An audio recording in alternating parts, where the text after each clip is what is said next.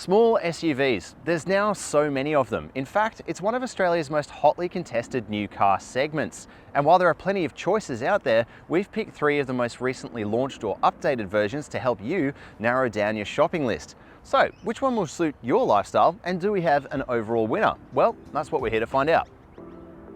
Specifically for this test, we've grabbed upper mid-grade models which are duking it out to be the pick of their respective lineups, and we've arranged them here in price order. Now, the most affordable car on our test today is the Kia Seltos Sport Plus. While that does appear to make it a value choice straight away, it has received the most minor update of the other cars on our test here. Now, in the middle of our test here, we have a familiar face, but with a new name, the Subaru Crosstrek, and we've got it in R-Spec. And despite its relatively affordable price tag, it's the only car on this test which has all-wheel drive as standard. Finally, at the top of our price scale here, we've got the Nissan Qashqai STL. While it's expensive for more than one reason, which we'll look at later, it is the only car on this test which is truly new from the ground up. Now, we could talk your ear off all day on the spec items for each car here. To save you the boredom though, we'll quickly touch on the highlights of each one, but if you want a more comprehensive list of features on every single car here, check out our full review over at carsguide.com.au. The Seltos has some appealing features out of the box to go with its relatively budget price tag, but it is lacking in some significant areas. This is the only car to score a fully digital instrument cluster in a matching size to its multimedia screen, and it also comes with built-in navigation and partial synthetic leather seats. However, it's also the only car to miss out on some essential items like LED headlights, a power adjust driver's seat, wireless charging and wireless phone mirroring, and it also has the smallest wheels. The Subaru looks impressive straight out of the box with big 18-inch alloy wheels, all-wheel drive as standard, LED headlights, and a massive 11.6-inch portrait touchscreen. But it's the only car here to miss out on built-in navigation and front parking sensors. Finally, the Nissan compensates for its hefty price tag with the longest list of kit. It has the largest wheels, it's the only car here to get heated front seats and a heated steering wheel, and it also scores a big tablet touchscreen with wireless phone mirroring and charging, as well as synthetic leather and cloth seat trim with power adjust for the driver. While each car here is the equivalent upper mid-spec grade in its respective lineup, and we've kept it that way for the purposes of this test, the Seltos complicates things. If you really wanted to, for example, you can get a top-spec GT line model with the same engine and transmission to the one here for roughly the same price as the Nissan. Or for similar money, you can hop into a turbocharged all-wheel drive Seltos with the same equipment level. We'll keep our impressions to the car here for the purposes of this review, but it's worth calling out these alternative specs to be fair to the Kia. In terms of the design of these SUVs, beauty will really be in the eye of the beholder, as each car looks quite different. The Seltos gives off a futuristic, complex vibe, suiting its Korean origins, although it is let down by an expansive amount of plastic cladding and those dorky halogen headlights on the outside. Inside, the same vibe continues with the strong digital theme, although the abundance of hard plastic materials makes it feel the cheapest of the options on this test. The Subaru builds on the chunky, off-road ready formula of its XV predecessor, but this time around it looks a bit more curvy and contemporary. There's a lot of cool, functional detailing in its bodywork, and the LEDs really lift its presence on the road. Inside, it feels cozy and ready for action, complete with a significant digital overhaul, although it still feels quite busy with loads of buttons and one too many functions on its enormous touchscreen. Meanwhile, the Nissan looks understated and classy, not to mention ready for the electric era, with its sleek face, integrated light fittings, and neat piano gloss detailing. Even the little Qashqai badges strewn about its bodywork are a clever attention to detail touch.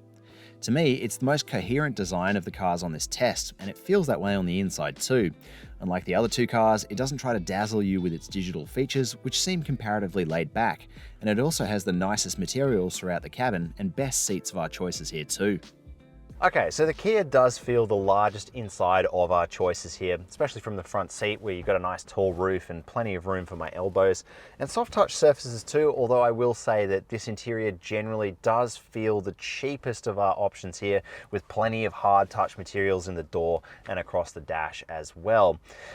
It does feel kind of flash with the 2 screens, one for the digital dash, it's the only car here that gets that, and for the multimedia screen as well, although interestingly there's only single zone climate control and there's no wireless charger. This is the only car to not have one.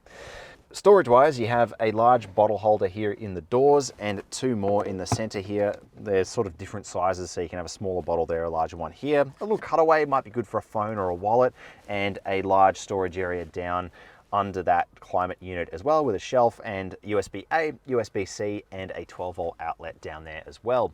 The seats, I'd say they fall in between the two cars here. They're quite comfortable, nice material, and they're semi-leather too, which does help to lift the cabin just a little bit too. Let's hop in the back seat.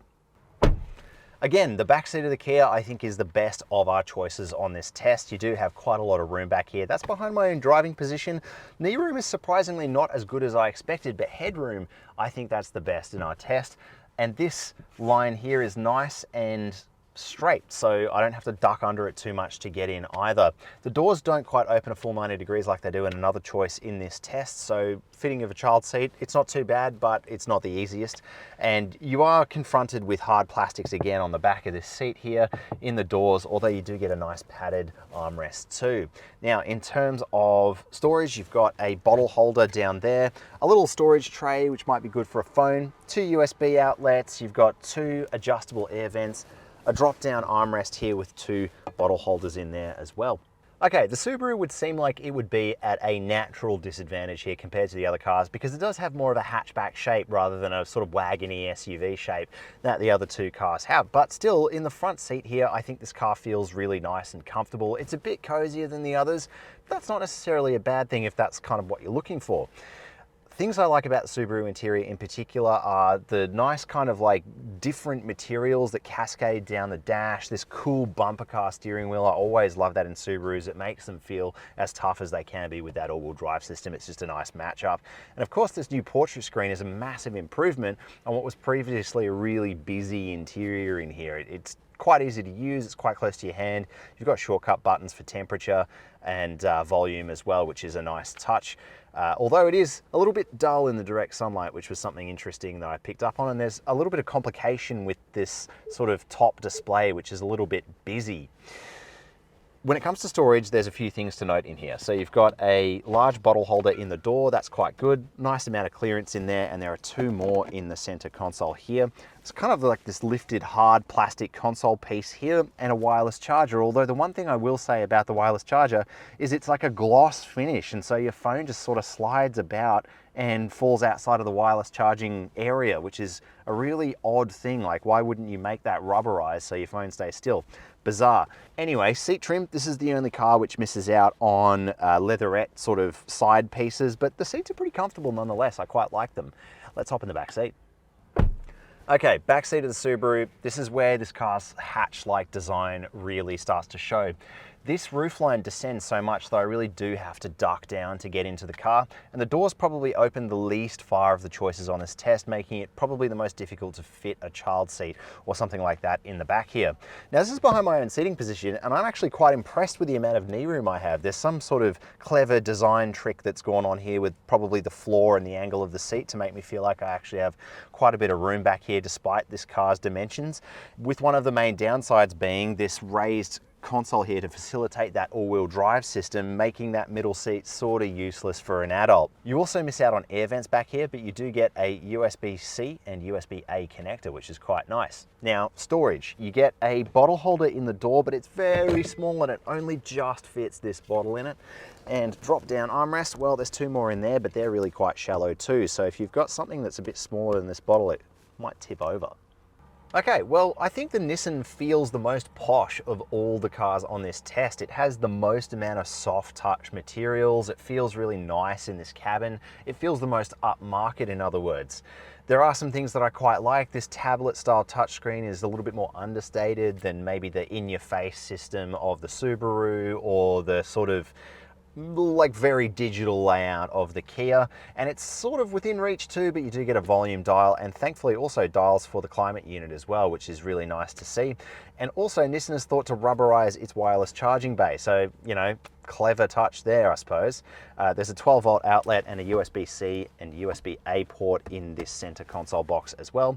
I think the seat trim's quite nice too. I think the seats sort of elevate the interior a little bit, although the center piece, which is like a synthetic cloth, feels very artificial. There are some cool things that I like. This is the only car that's got like a nice solid padded piece along the center here.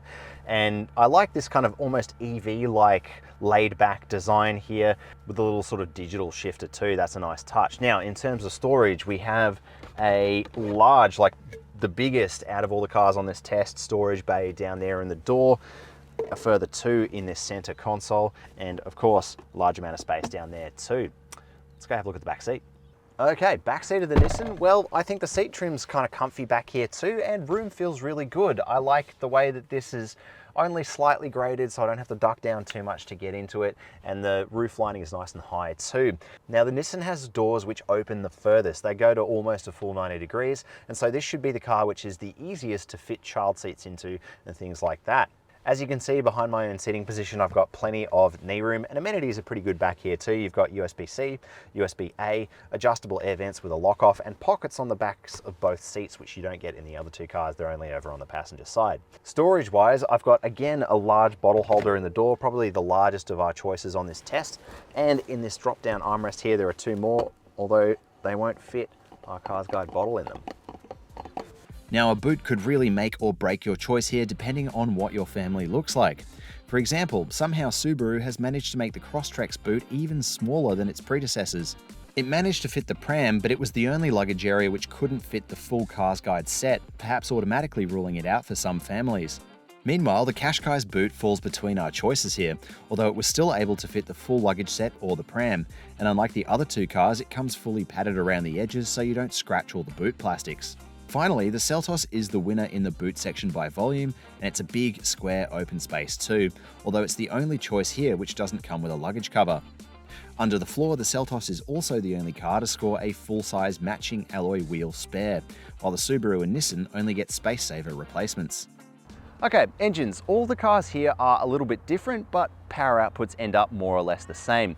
See those on your screen now, but the important thing to know is the Nissan is the only car on this test with a downsized turbocharged engine. The Subaru, of course, takes its signature boxer engine stance, while the Kia is more traditional with its inline 4 sort of setup. All cars here do have a continuously variable transmission, so there's not too much difference there either. While we're here, let's talk efficiency. Here are the official numbers for each vehicle. Again, they're pretty close together. And here are the numbers we scored on our fuel test over about 100 kilometers of mixed driving conditions. Interestingly, the Subaru outperformed its claim while the Seltos consumed the most fuel, and the Qashqai overshot its claim but used less fuel than the Seltos. All cars performed better than expected. Worth keeping in mind is the fact that the Subaru and the Kia are happy to drink entry-level 91 fuel, while the Nissan's turbocharged engine requires a minimum of 95. Now, before we launch into our first car for the driving part of this test, the Kia Seltos, I will note how close together these cars are when it comes to the overall driving experience. There's not one car here which is much better than the others. There's not one car which has a really sort of deal-breaking feature or anything like that. They are very line ball, and you can't really go wrong by picking any of them, but I will say which cars are the best at certain traits. So starting in our Kia here, the thing which stands out the most straight away is the visibility. It's excellent out of this car. The dash line is the lowest of the cars on this test, and that lets you see over the nose really easily, and it's also got these massive side windows, massive wing mirrors, and importantly, it's got the largest rear window, which makes it easy to see out of when you're reversing. The Kia also has the firmest ride of all the cars on this test. Although it's not uncomfortable, it's still really quite nice and refined in here. And that goes for the amount of noise entering the cabin too. The engine feels distant, there's not too much road noise or tire noise either, and so that impressed me as well. The Kia also has the firmest steering tune of all the cars on this test, but it's not so firm that it's going to fatigue you, and it doesn't feel too artificial, although the extra weight is notable. The seats are nice and comfy over a long ride too, and even though this interior is filled with hard plastics, there was nothing that really stood out to me as uncomfortable driving this car around. If there is one thing that gets close to a deal breaker in any of the cars on this test, I think it's the Kia's speed control system. It picks up speed signs and then warns you via a beep if you're going faster than the speed sign. The trouble is, it picks up speed signs off the back of buses, it picks up school zones that aren't actually school zones, and it just incessantly beeps at you. You can turn the system off, but you do have to dive quite deep into the system, and you have to do it every time you start the car, and that's really annoying. The last thing you should know about the Kia is I think it has the best engine out of the choices on this test. Even though it's a little older in terms of the engines available in this class, it pairs really nicely with this CVT for strong linear power delivery. And that's kind of what you want out of a small SUV like this.